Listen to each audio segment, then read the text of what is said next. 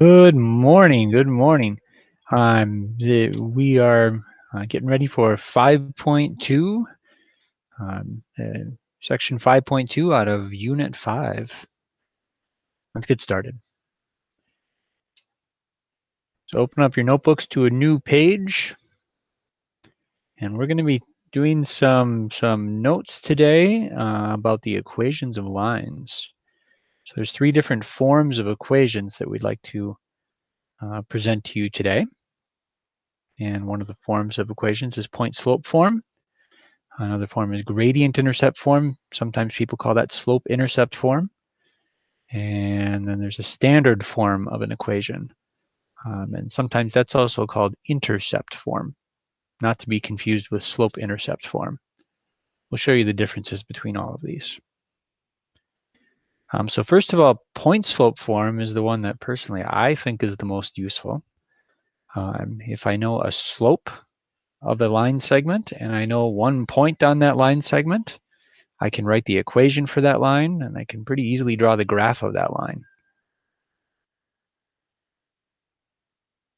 So that point-slope form, on one side of the equation, you have y minus y1, or y minus the y-coordinate of the point that the line is going through.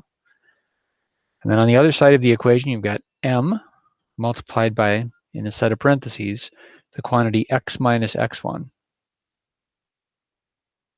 where x1 is the x-coordinate of the point that the line is going through. So we've got those two bits of information there. M is the gradient, or the slope, if you want to call it that. And then that line goes through the point x1 comma y1. I should probably have those. That should probably be in pink, just to stay color coordinated.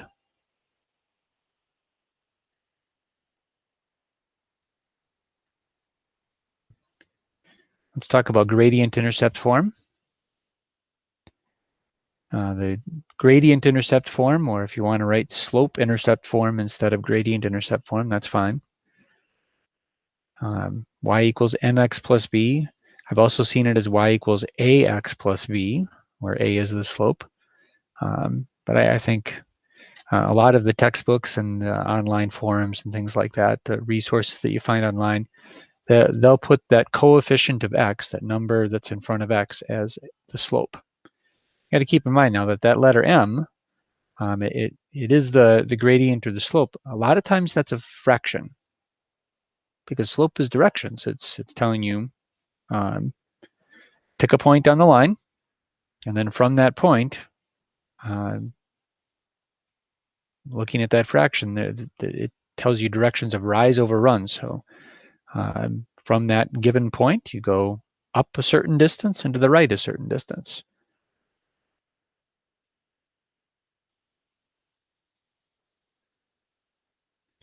And the letter B in that case is the y-intercept.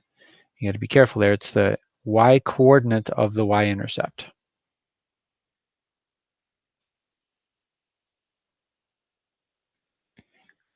And the last form of equation that we'll look at is standard form. And then you might even write in parentheses above the word standard form or underneath or whatever.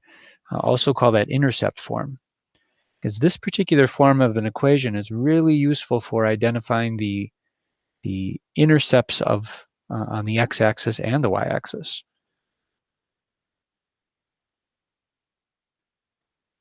Now, one thing that's special to note about this equation is that the quantities a, b, and c are all integers in standard form, which, if you had any fractions there at all you really have to do is multiply both sides of that equation by the denominator of that fraction. Then you can kind of clear out the fractions. We'll show you an example of that in a little bit. Now, the x-intercept of this standard form equation happens when y is 0. So if you can kind of think about covering up this b times y with 0, because if the value of y is 0, it doesn't matter what b is. This entire part goes away. So then ax equals c. That means the x-intercept is c divided by a. Likewise for the y-intercept, the location of that y-intercept, so the y-coordinate is c over b. That happens when you get a y-intercept when x is 0. So we plug a 0 in place of x in the standard form equation, and then this quantity a times 0 would go away. You just have an equation that said by equals c, so then the value of y that makes that true is c over b.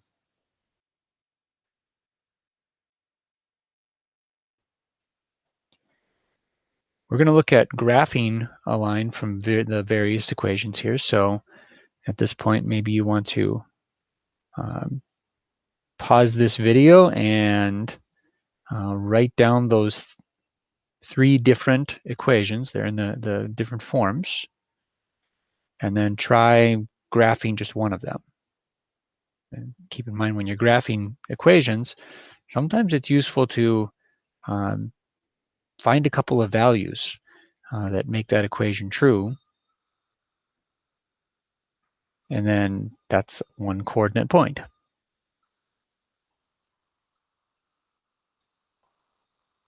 I'm assuming you're back from pausing the video.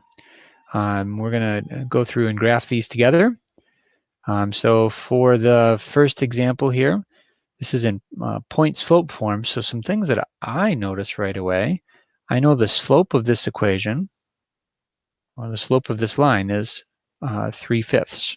So that's going to tell me that if I know a point on that line, I can go up 3 spaces and to the right 5 spaces to get another point on the line.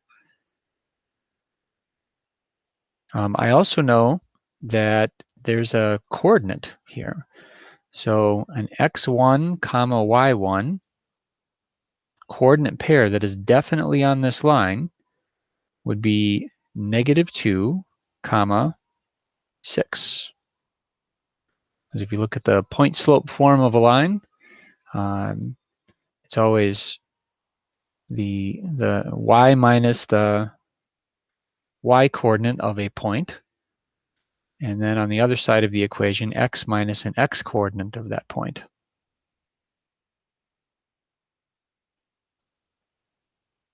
Now I know we could have written x plus 2 here, because subtracting -2 is the same as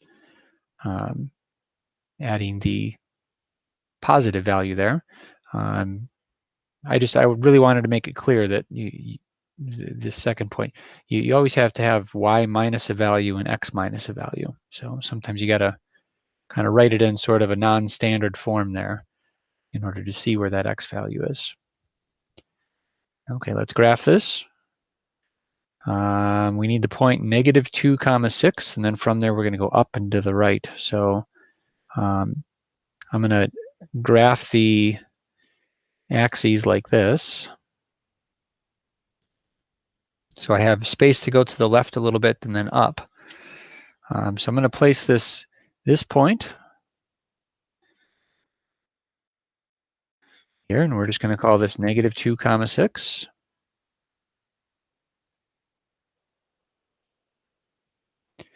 And then from there, we need to go up 3 units and to the right 5 units.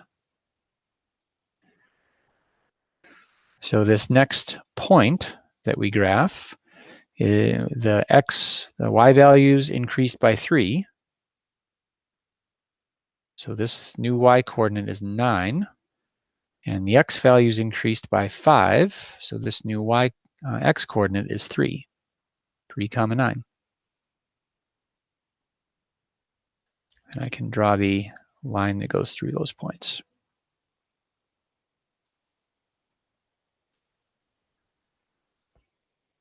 Pretty. Okay, we'll look at the next equation. And in this particular equation, the slope right away, I can identify that as -5/2. So those are directions choose any point on the line. We'll go down 5 spaces into the right 2 spaces to get another point on the line. And then I also know the y-intercept is positive 4. You can tell that from the equation because the y-intercept occurs when x is 0. So it would be like crossing off this part because the value of x would be 0. So when x is 0, y has to be equal to 4 to make the equation true. So I know there's a y-intercept. And you could say the y-intercept is at 4, or you can say the y-intercept occurs at the point 0, 4. So I need those couple of pieces of information on this particular graph. I think for this graph, I'm going to try and make sure I leave myself some space below. So we've got a y-axis and an x-axis. We'll put that point on the line, 0, 4. And then from there, I've got to think about going down 5 spaces into the right 2 spaces. So if I went down 5 spaces, I would be at y equals -1. And if I went to the right 2 spaces, I'd be at x equals positive 2. So this is the point 2, -1. Now, one thing I hope that you kind of notice here is that I'm not really graphing all the little tick marks on the line. But I'm still labeling the x-axis and the y-axis and making it pretty clear that these are the coordinates of the points that I am going through. So I still think that's a well-labeled graph. Moving on to the standard form equation, I find it useful here to make just a little bit of a chart, a table of values. And I want to try and see what happens when to this equation, or what value of y would make the equation true if x is 0. And then I also want to see what value of x would make the equation true if y is 0. So when I'm doing that, to get this first point of if x is 0, figure out what y is. If x is 0, 4 times 0 is 0. So this part of the equation goes away. A lot of times I cover that up with my finger. And then I think about 2y equals 12. Well, the value of 6 makes that true. So y has to be 6 when x is 0.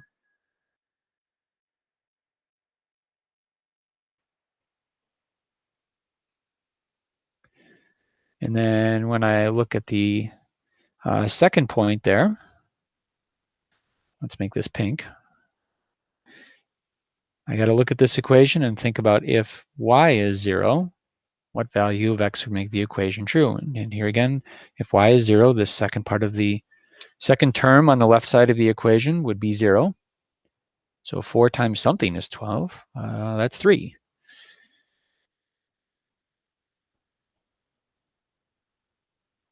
So now I have 2 points, and if I graph 2 points, I can draw the line through those 2 points. So in this case, I've got to graph points that are along the positive x and positive y axis. So I'm going to leave my space. I'm going to kind of focus in on this first quadrant.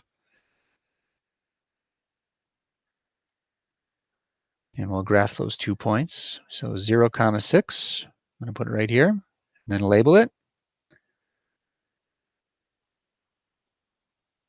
That was terrible. 0, 6 is up here. And 3, 0 is on the x-axis.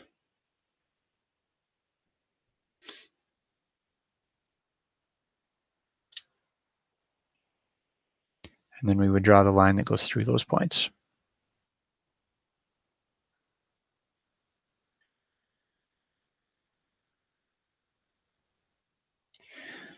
Okay, let's move on to trying to look at some graphs and then writing an equation from that graph. So at this point, I've got 3 graphs there. One of the graphs is, I think, lends itself nicely to point-slope form. Another of the graphs would be pretty easy to write an equation from for gradient intercept form. And then the last graph, I think that's set up nicely for standard form or intercept form. We'll show you how to get all those equations. Why don't you pause the video for a second and give yourself a chance to draw those graphs and maybe see if you can come up with one of the equations before we go through the example. I'm assuming you're back from pausing the video now. Let's take a look at the different equations here. First of all, now looking at this equation, I notice that there's 2 points that neither of them are on the x-axis or the y-axis, so I can't use either of the intercept forms, readily. What I'm going to try and do is use point-slope form, but first I'm going to need to know what the slope is. So the slope of this line is determined by kind of starting at one point, how do you get to the other point? And so I'd have to go down a little bit and to the right a little bit. To calculate that, I can to get the down a little bit part, take the y-coordinate of the point on the right minus the y-coordinate of the point on the left. So 1 minus 4. And then to get the how far do you move to the right value, I'm going to take the x-coordinate of the point on the right minus the x-coordinate of the point on the left. -3 minus -5. So in this case, this slope is, I got a -3 in the numerator and a +2 in the denominator.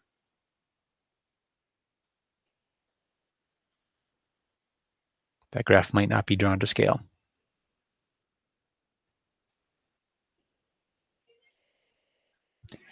And then we can choose either point. That's the kind of the beauty of point-slope form. I'm just going to choose this point on the left.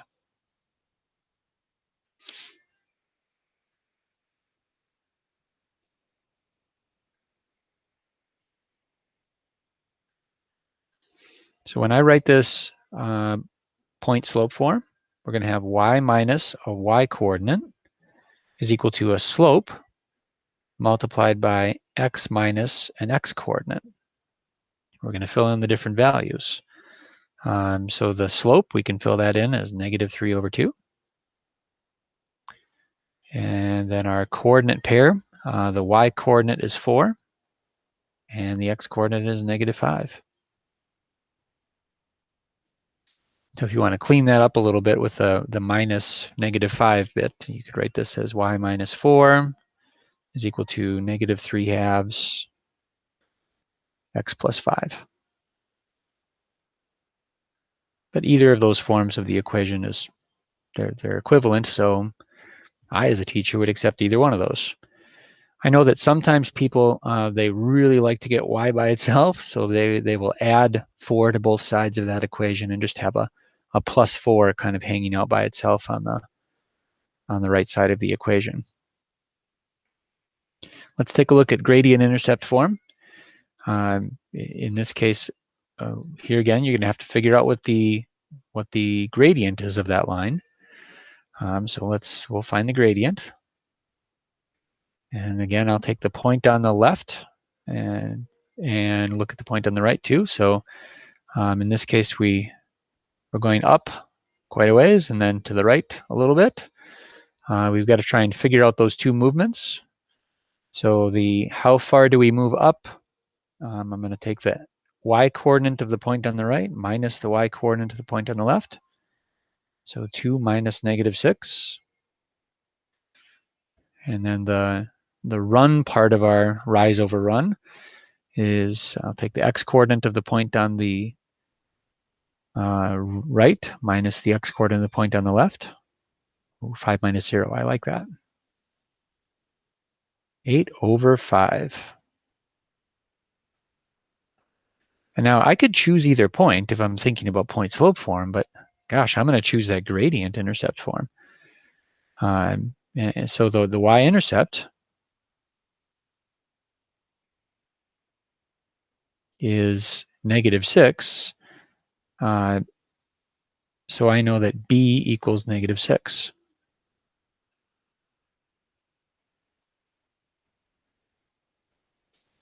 So when I write my equation, y equals something times x plus the y-intercept.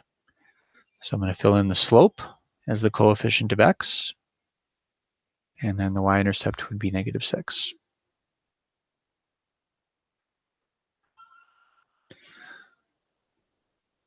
And I do think, you don't need to write this down, but I do think it's worth pointing out, if I used point slope form there, y minus a value equals the slope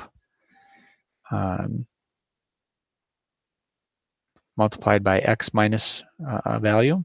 If I use that y-intercept, I'd be putting in a 0 in place of the x-coordinate and a -6 here.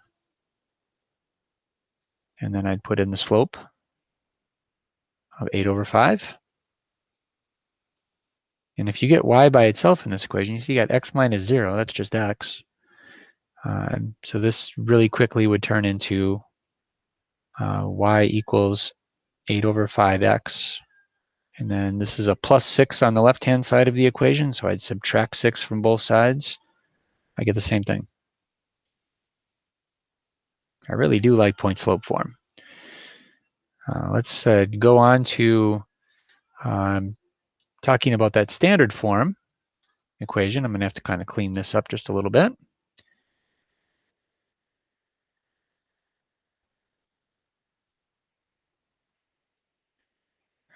Okay, give myself some space there.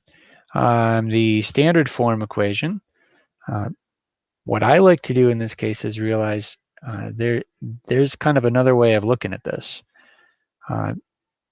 X divided by the x-intercept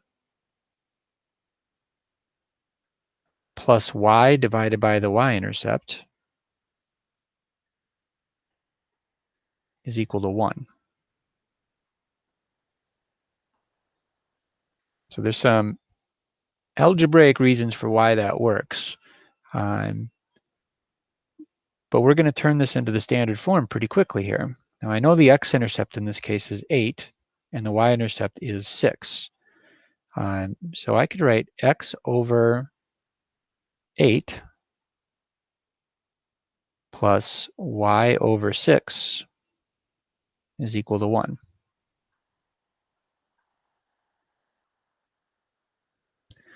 Now, if I want to write this in standard form, I've got to have integer coefficients. So I can't have like x over 8, that's like 1/8 times x. I can't have an 8 in the denominator. And likewise, I can't have a 6 in the denominator of the y term. So I have to multiply everything in that equation by some value. In this case, you could multiply everything in this equation by 8 and kind of clear out the denominator of 8 for the x term. You could multiply everything in the equation by 6 and clear out the denominator of 6 in the y term. I think if you just say to your head, I'm going to multiply by 8 and multiply by 6, you're really multiplying by 48. 48 multiplied by this first term is 6x. And then 48 multiplied by the second term, 48 times y divided by 6.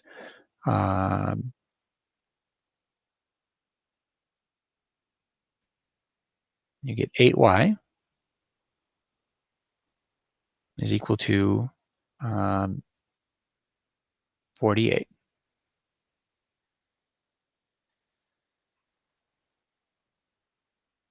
So this is one form of that equation. Now what I notice is that all of the terms in that equation are also divisible by 2. So we could take that equation and we could divide all those terms by 2. So another equivalent form of this standard form of the equation would be 3x plus 4y is equal to 24.